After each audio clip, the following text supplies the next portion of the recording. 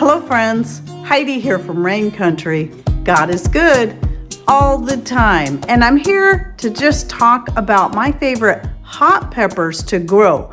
And I will admit, although I'd love to grow bell peppers, they just do not do good for me here in our cool, wet climate, even in the greenhouse. But hot peppers are a little more important to me anyway, since I use them for making salsas and just to season my food.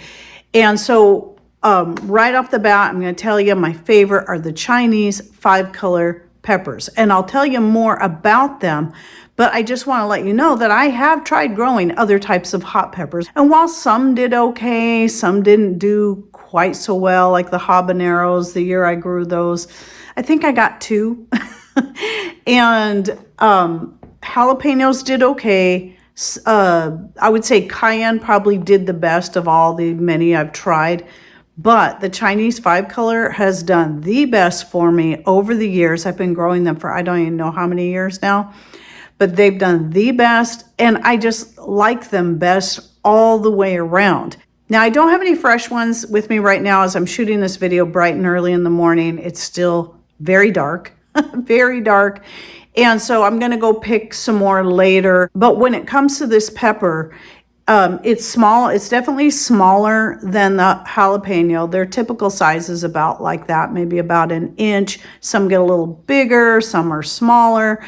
And you can see some images here of them in my hand so you can get an idea of their size. One of the things I like best about them is just the flavor. They are spicy. They're definitely hotter than cayenne pepper. Not hot like a habanero hot, but hotter than cayenne pepper, somewhere in the middle, I'd say. So they have a nice kick to them, especially for their size. But they have this kind of more, I don't know how to describe it, maybe a little bit more of a smoky flavor in comparison to cayenne. And I've always been a lover of cayenne pepper. I like this better. And then, of course, the fact that they just grow so well for me, you know, compared to other types of peppers. I mean, that is definitely a benefit. But then there's also the beauty of the pepper. And that is, the fact that it goes through these 5 color stages. And if you count the colors in between those 5 stages, it's even more than just 5. Now, a lot of people might assume, like I wrongly did when I first bought the seeds to these, is that the pepper will come in, each pepper on the plant will come in as an individual color. But that's not how it works. So the peppers start off with a purple flower and a purple pepper. Every pepper that comes in starts off as purple.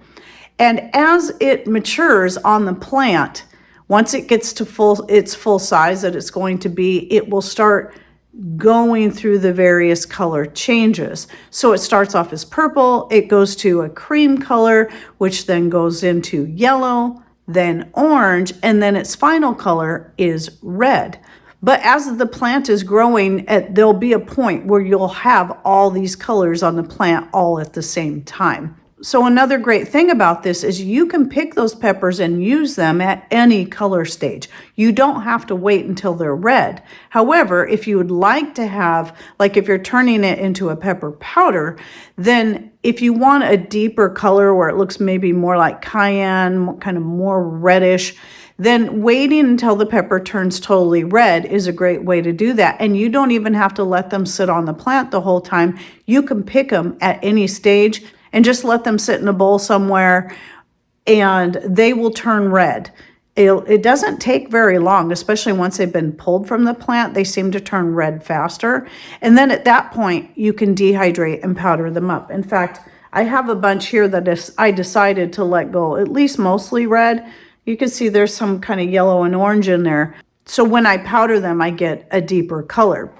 Now here in this jar, this is where I had them in all stages of the colors, just because for the ones I want to store up until I'm ready to powder them, it just looks a lot prettier in the jar. However, when you powder it up, the color will turn more like this, because you got all of those colors mixed in there. So you're not going to get that deeper red color like I did, as you can see in this image here, where I waited for all of them to turn red before powdering them up.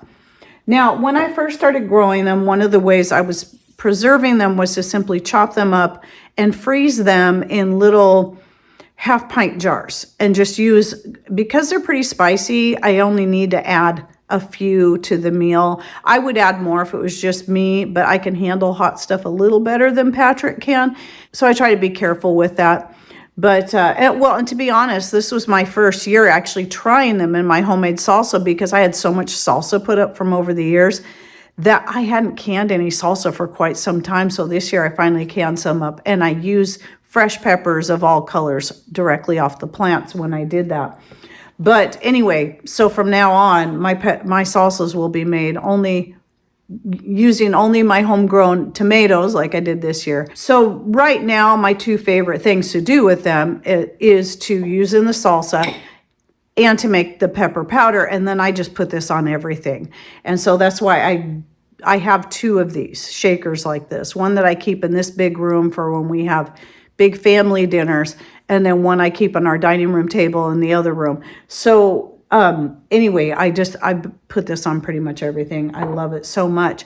But the other thing I've done with this is I've made a fermented hot sauce.